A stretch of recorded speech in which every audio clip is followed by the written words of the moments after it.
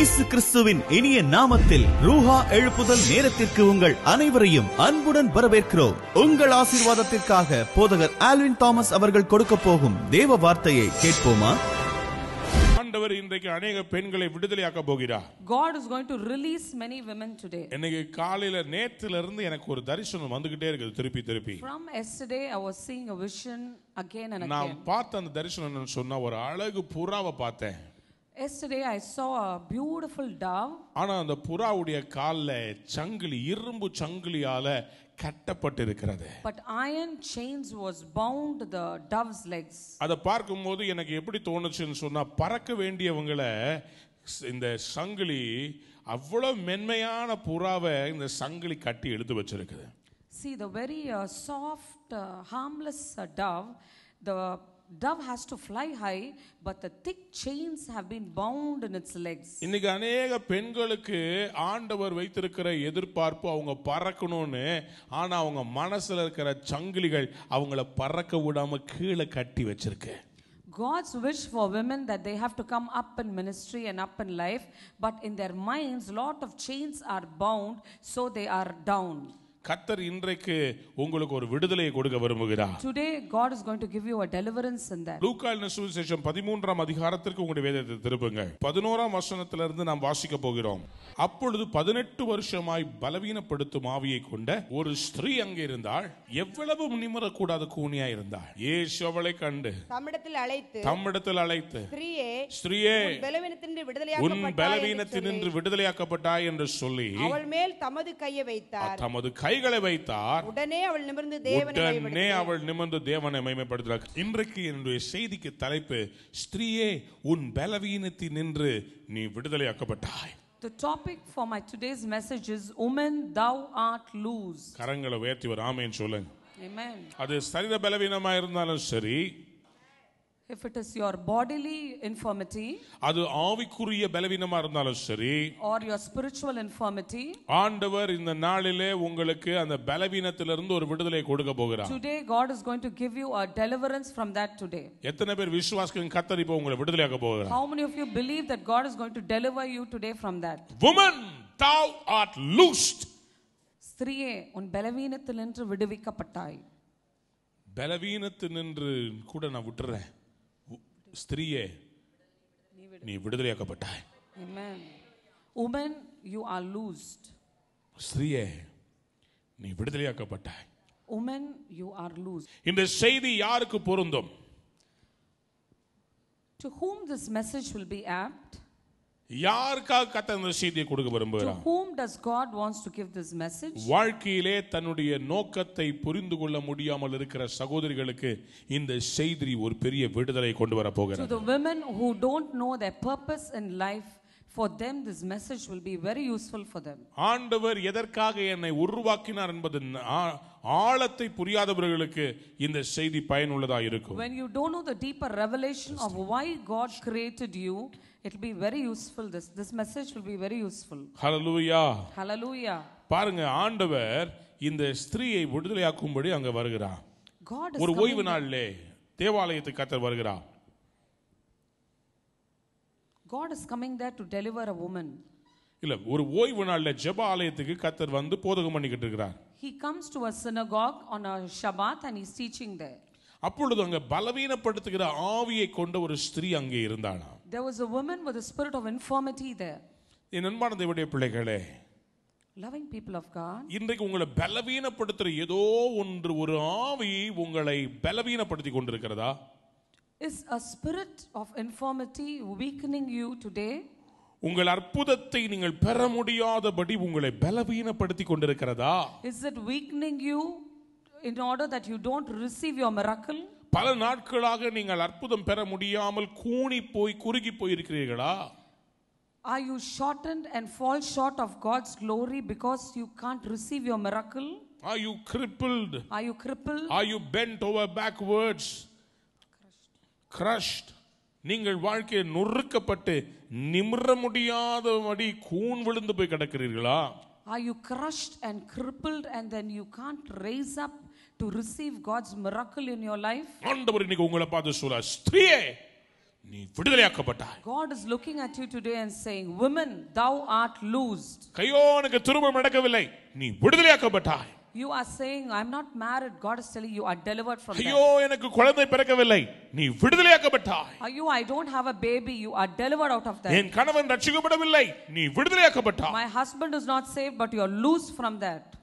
நான் பாவத்திலே வாழ்ந்து கொண்டிருக்கிறேன், நீ விடுதலையாக்கப்பட்டாய். I am living in sin, but you are loosed from that now. எனக்கு வியாதி இருக்கிறது, நீ விடுதலையாக்கப்பட்டாய். I have sickness inside me, but you are loosed from that. விசுவாசிக்கிறவங்க மட்டும் ஒரு ஆமென் சொல்லுங்க. Those who believe say amen. அநேக பெண்களுக்கு இருக்கிற பெரிய பிரச்சனை அவருடைய பலவீனத்தை அவர்களால் தாங்கிக் கொள்ள முடிவதில்லை. Many problem for women is they cannot accept their weakness. ஆண்டவராகிய இயேசு கிறிஸ்து அவங்களுடைய பலவீனத்தை அவர் அசட்டை பண்ணவில்லை. அந்த பலவீனத்தை ஆண்டவர் அதை புரிந்து கொள்கிறவராக இருந்தார். God understood a woman's weakness. ஸ்திரீயானவளை கர்த்தர் சொல்லும்போது அவர் சொல்றார், அவர் பலவீனமான பாண்டம்.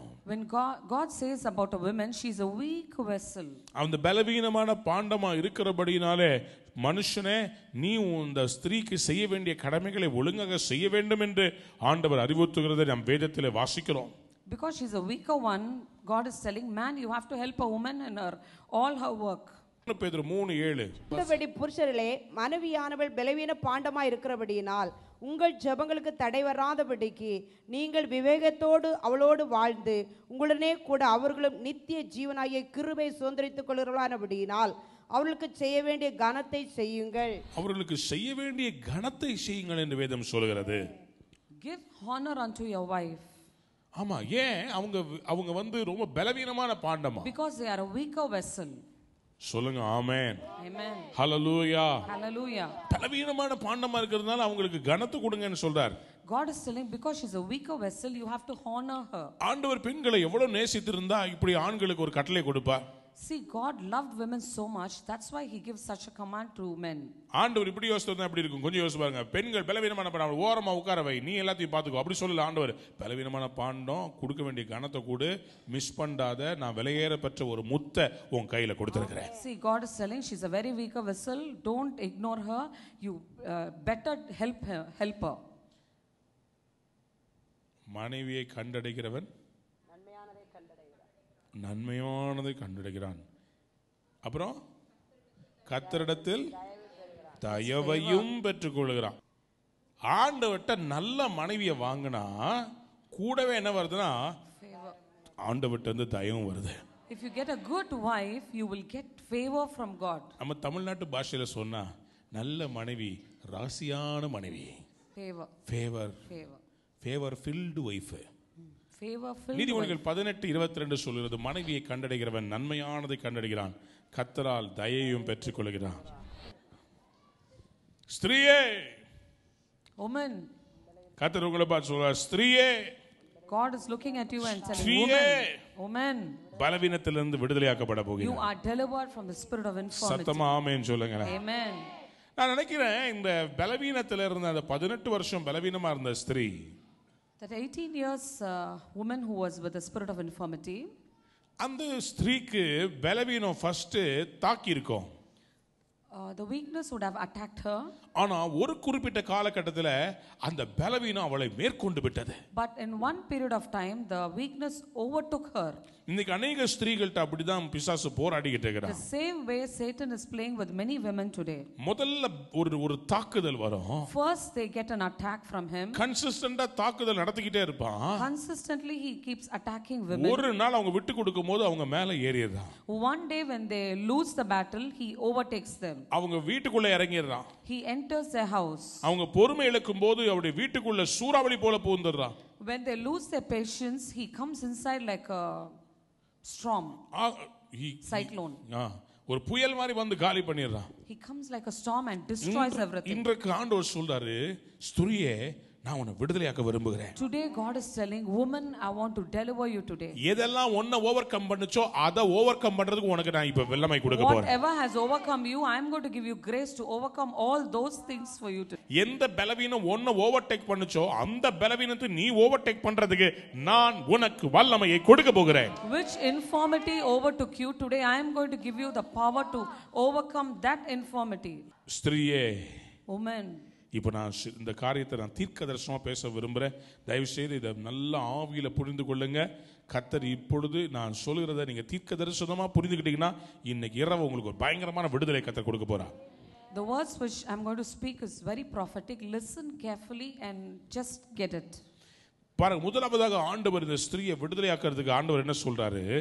Before God could deliver the women, what did he say? ஸ்திரியே, woman, உங்களை பார்த்து ஆண்டவர் சொல்றார், உன் பலவீனத்தினின்று நீ விடுதலையாக்கப்பட்டாய். You are going to set free from your weakness today. ஸ்திரியே, நீ விடுதலையாக்கப்பட்டாய். Woman, you are already delivered.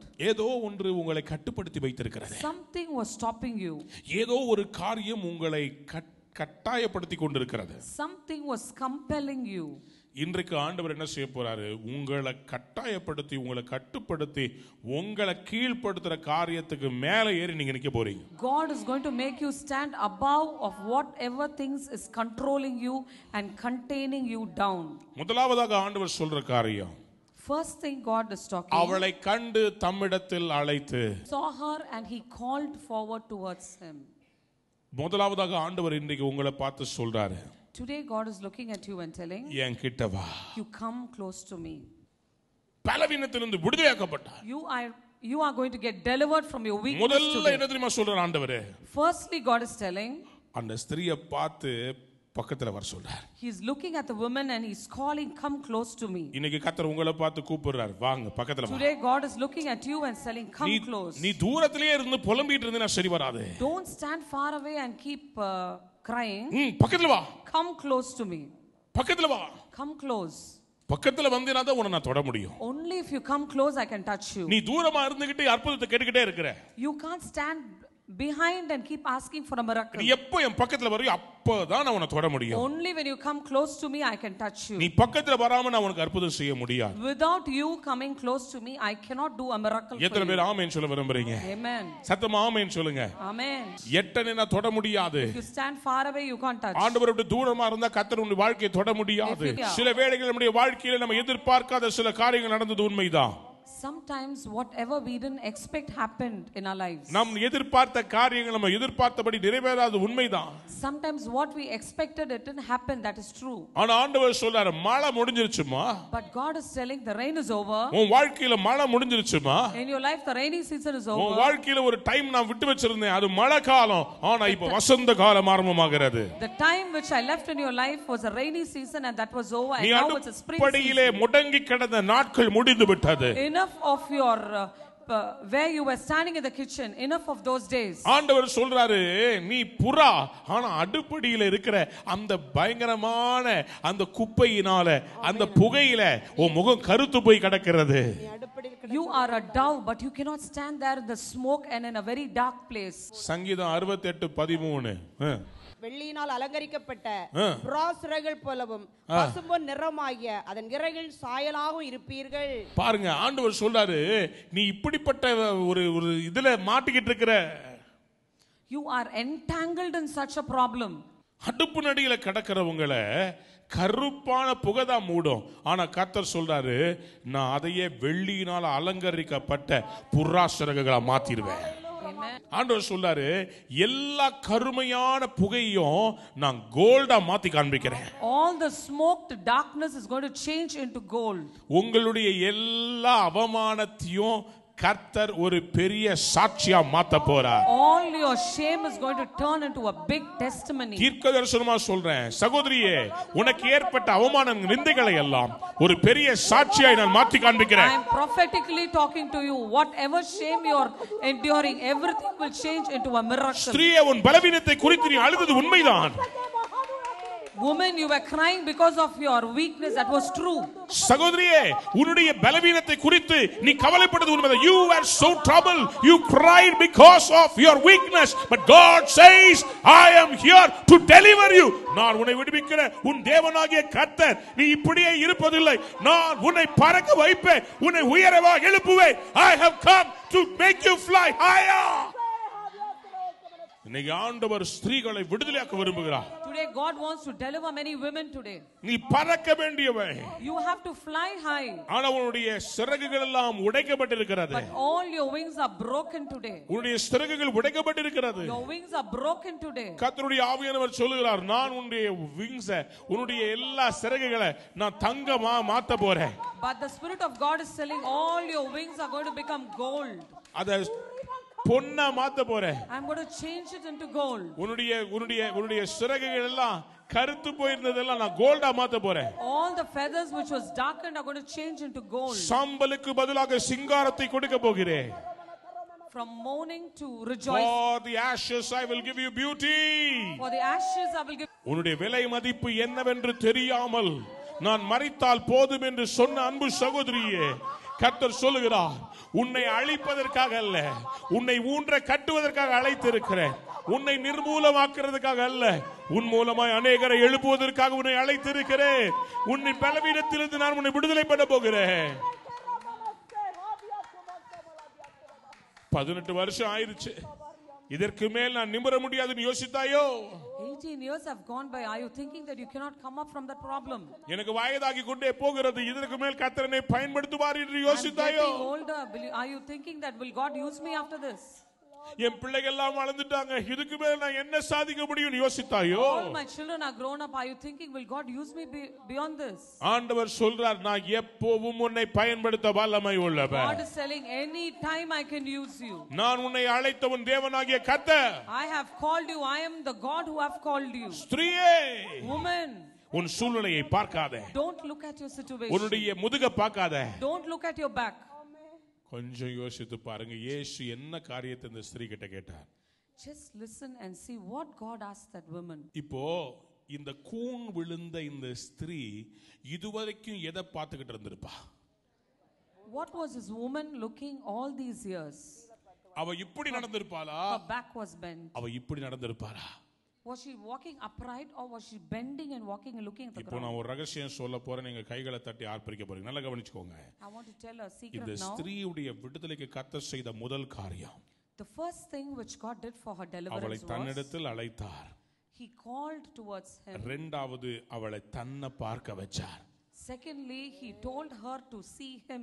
அதுவரைக்கும் தரையை பார்த்துக்கிட்டு இருந்தவன், Till then she was looking at the ground. அதுவரைக்கும் தான் சூழ்நிலையை பார்த்துக்கிட்டு இருந்த Till then ஸ்திரீ, she was looking at the circumstances. அதுவரைக்கும் ரட்சிக்கப்படாத தான் கணவரை பார்த்துக்கிட்டு இருந்தவன், Till then she was looking at her unsaved husband. அதுவரைக்கும் தான்ட்ட அன்பு செலுத்தாத ஒரு கணவனோடு வாழ்ந்து கொண்டிருந்தவன், Till then she was living with her unloving husband. அதுவரைக்கும் என் வாழ்க்கையை தோல்வின்னு வாழ்ந்து கொண்டிருந்தவன். Till then her life was a failure and failure. இல்ல, அப்படிதான் என் வாழ்க்கைன்னு யோசிச்சு, she was always thinking she was a failure. 18 வருஷமாக அவ யோசித்ததெல்லாம், என் வாழ்க்கை முடிஞ்சிருச்சு, என் வாழ்க்கை கூன் விழுந்துருச்சு, இனிமேல் யாரும் நான் என்ன பார்க்க மாட்டாங்க, இனிமேல் நான் குனிஞ்சதுதான், நான் நிமிர முடியாதுன்னு சொல்லி 18 வருஷமா அவ இப்படியே தான் இருக்கிறா. 18 years she was like this only. She thought her life was a failure and failure. அவர் எல்லளவும் நிமிரக்கூடாதபடிக்கு அவளுடைய பலவீனம் அவளை குனிய வைத்து விட்டது. The weakness inside her was making her like that. சில பேருக்கு அவங்க நிமிரணும்னு நினைச்சாலும் அவங்களுடைய சூழ்நிலை நிமிர விடுறதுல குனிய வச்சிட்டு இருக்குது. Some people, they want to come up in life, but because of their problems they are bending down and down and down. இங்கே உட்கார்ந்து இருக்கிற சில பேர், இது செய்தியை தொலைக்காட்சியில பார்த்து கொண்டிருக்கிற சில பேர், இன்னைக்கு கர்த்தர் தீர்க்கதரிசனமா பேசுறாரு, நீ நிமிரணும்னு நினைச்சாலும் நிமிர முடியாதபடி உன்னை கூண வச்சிருக்கிற சூழ்நிலை. The situations around you, those who are looking at me now, the situations around you, you want to come up in life, but situations are hampering and making you look down. 11 வசனம் சொல்லுது, அவள் எவ்வளவும் நிமிரக்கூடாத, அவ கொஞ்ச நேரம் இவ ஒருவேளை நிமிர்ந்து நின்னுட்டு அதுக்கு பிறகு குனிஞ்சிருந்தா பரவாயில்ல, அவ எப்போதுமே குனிஞ்சே இருக்கிற ஒரு சூழ்நிலை. She was always bending down. She couldn't even stand straight for a second also. சகோதரியே, கர்த்தர் இன்னைக்கு ஒன்ன பார்த்து சொல்றாரு, கொஞ்சம் கூட நிமிர முடியாத அளவுக்கு உன் மேல பிரச்சனை ஜாஸ்தியா இருக்குதா, கர்த்தர் இன்னைக்கு உன்னை பெர்மனன்ட்டா நிமிர வைக்க போறாரு. Amen. Women, God is going to make you stand permanently out of your problems. அவர் சொல்றாரு, நீ கீழே பார்த்தது போதும். Enough of you looking down. என் முகத்தை பாரு. Now look at my face. என் முகத்தை பாரு. Look at my face. உன் கூனை பார்க்காத. Don't look at your problem. உன்னுடைய பிரச்சனை சூழ்நிலைகளை பார்க்காத. Don't look at your circumstances. உன்னை சுத்தி மத்தவங்க என்ன சொல்றாங்கன்றத பத்தி கவலைப்படாத. Don't listen to the people what they are talking around உன் பிரச்சனையை பார்க்கிற மத்தவங்க சொல்லுவாங்க உனக்கு கூன் இருக்கிறது. The people who are looking at your problem, they will say your back is bent. ஆனால் என்னை பார்க்கிற உன்னை பார்த்து நான் சொல்லுகிறேன் உனக்கு கூன் இல்லை, நீ சுகமாக்கப்பட்டாய். But when you look at me, I will say you don't have any problem, you are completely healed. உன்னை சுற்றி இருக்கவங்க சொல்றாங்க ஒரு பிரச்சனை இருக்கிறது. The people around you will say you have a problem. ஆனால் கர்த்தர் சொல்றார் உனக்கு எந்த பிரச்சனையும் இல்ல, நான் உன்னை விடுதலையாக்கிட்டேன். But God will say you don't have any problem and I have delivered you completely. எத்தனை பேர் ஆமென் சொல்ல விரும்புறீங்க? Amen.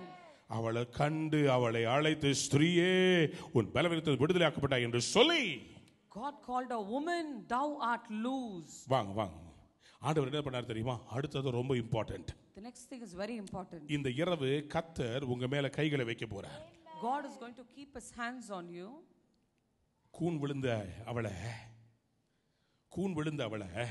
Her back is bent. அன்பா இயேசு பார்த்தார். He saw her in a very loving way. எல்லாரும் அவ கூனை பார்த்து ஒதுங்குனாங்க. Everyone looked at the problem and they left ஆனா her அவர் away. எப்படி தெரியுமா? But God looked. பிரச்சனையை தொடறதுக்கு ரெடியா இருந்தார். But God was ready to touch her problem. மத்தவங்க எல்லாம் உன் பிரச்சனையை பத்தி பேசுவாங்க. All other people will talk about your problems. ஆனால் இயேசு மட்டும் உன் பிரச்சனையை தொடறதுக்கு, நீ அவமானப்பட்ட அந்த இடத்தை தொடறதுக்கு அவர் வெட்கப்படவே மாட்டார். But God will never feel bad and shameful to touch that place of your problem. இந்த பிள்ளையை தொடறதுக்கு நான் கூச்சப்பட்டேன், ஆனா இயேசு யார் என்ன யோசிக்கிறாங்கன்றத பத்தி பார்க்க மாட்டார். Jesus will never think about anyone to touch the women. அவருக்கு தேவை அவளுக்கு சுகம் வேணும். All he wanted was she wanted a deliverance. மத்தவங்க எல்லாம் அவமானம் நினைக்கிறது, மத்தவங்க எல்லாம் இதெல்லாம் கேவலம் நினைக்கிறத இயேசு தொடறதுக்கு இந்த இரவு ரெடியா When இருக்கிறார். other people thought it was very shameful and bad, but God was ready to touch that place today. உன் வாழ்க்கையில எது அவமான சின்னமா இருக்கு? உன் வீக்னஸ் என்ன?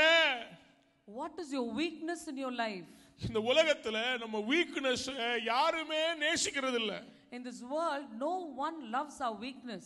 நம்ம வீக்னஸ் எல்லாரும் படம் போட்டு காமிச்சு நீ கெட்டவன் சொல்லி உன் வீக்னஸ் பத்தி தவறா பேசுறதுக்கு நிறைய பேர் இருக்காங்க. In this world, they will corner you and talk about your weakness. உன் வீக்னஸ் காமிச்சு உன் கணவன் உன்னை பலவீனப்படுத்துகிறானோ? Your husband is looking at your weakness and is he hurting you because of that? உன் வீக்னஸ் காமிச்சு உன் பலவீனத்தை காமிச்சு சமுதாயம் உன்னை பலவீனப்படுத்துகிறதா?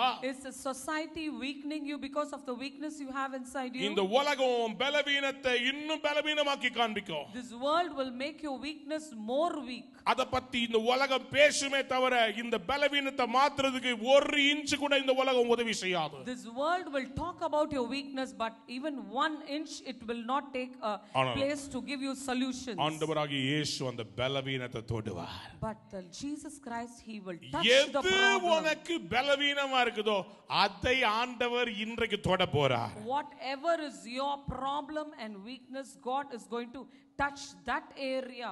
கடன் பிரச்சனையா? Is it debt? எந்த சொந்தக்காரனை நம்பி இருக்கிற யாரும் உனக்கு உதவி செய்ய மாட்டாங்க. இயேசு அதை தொட போகிறார். Only God is going to touch that. No one can help you in that area. வியாதியா? பிள்ளை பெறவில்லையா? திருமணம் நடக்கலையா? யாரும் உதவி செய்ய மாட்டாங்க. இயேசு தொட்டால் போதும் சிஸ்டர்.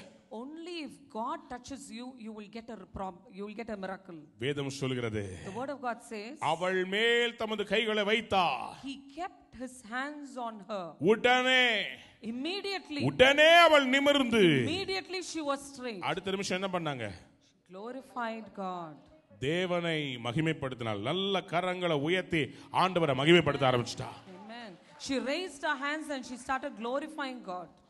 இப்பொழுது Now, ஆண்டவர் சிலரை நிமிர்ந்து நடக்கும்படி அழைக்கிறார். today God is going to straighten certain people's life இந்த today. பெண்கள் ஞாயிறுல கர்த்தர் சில பேருடைய கூனை கர்த்தர் நிமிர்ந்து நடக்க பண்ண போகிறார். Today in Women's Sunday, God is raising up and straightening many women today. உன் பலவீனத்தை எது நிமித்தம் நீ அவமானப்பட்டாயோ அதையே சாட்சியாக மாத்த போறார்.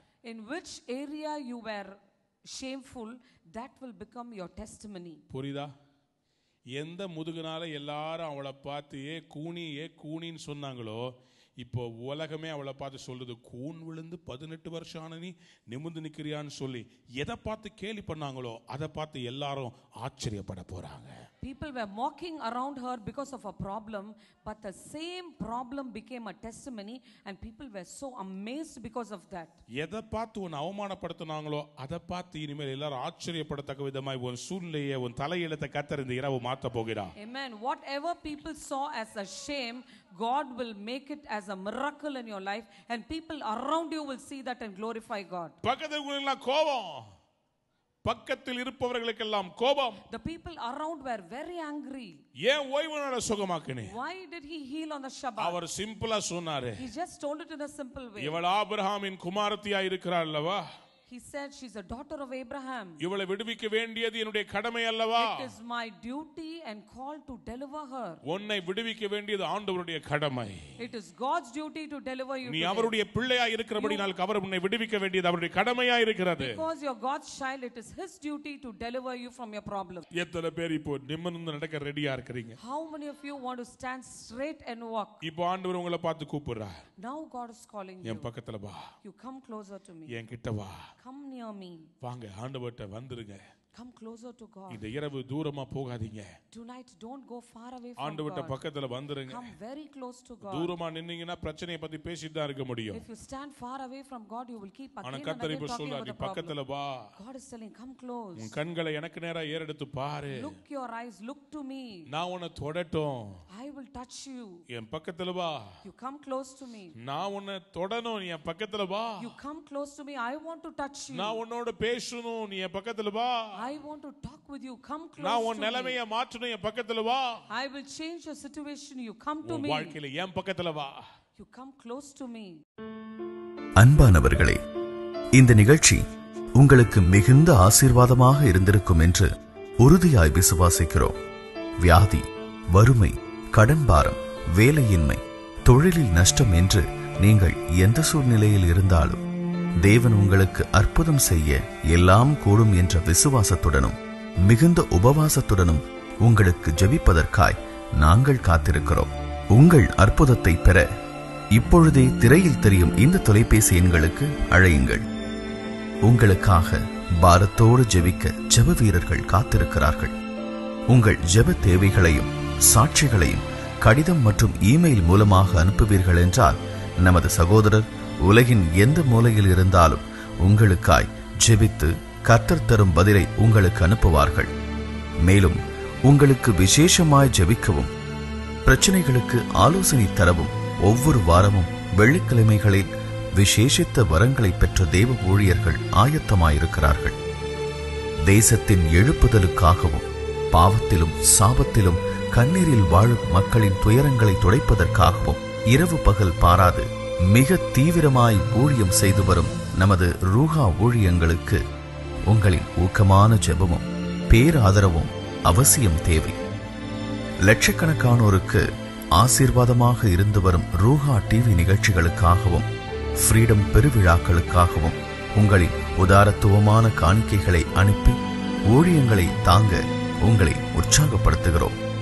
உங்களின் ஒவ்வொரு விதைக்கும் கர்த்தர் 1000 மடங்காய் உங்களுக்கு கொடுத்து ஆசீர்வதிப்பாராக. காணிக்கைகளை அனுப்ப வேண்டிய விவரம்: செக், டிடி மற்றும் எம்ஓக்களை ரூஹா மினிஸ்ட்ரிஸ் என்ற பெயரில் நமது விலாசத்திற்கு அனுப்பலாம். நெட் பேங்கிங் மூலமாக அனுப்ப வங்கியின் விவரம்: Ruha ministries, bank name IDBI Bank, account number 6301040000222482, branch Ashok Nagar, IFSC code IBKL 0000630. கர்த்தர் தாமே உங்களை ஆசீர்வதிப்பாராக. நீங்கள் இதுவரை பார்த்து ரசித்தது ரூஹா ஊழியங்களின் தயாரிப்பு. ரூஹா ஊழியங்கள். நீங்கள் சுவாசித்துக் கொண்டிருப்பது இறைவனின் மூச்சுக்காற்று.